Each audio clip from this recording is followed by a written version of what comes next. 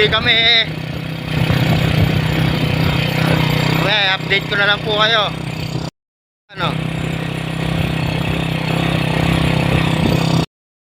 So, nandito na po kami. Puputok po kami ni paring Icha. Magtitiksay po kami ngayon. Dahil maaga po tayong nayari sa trabaho. Sige po, mamaya i-update ko na lang po kayo kapag po tayo ay humuhuli na. Maraming salamat po. Kabulto. Oh, Laki oh. yan lang nahuli ko. Fake ka, no? Hmm.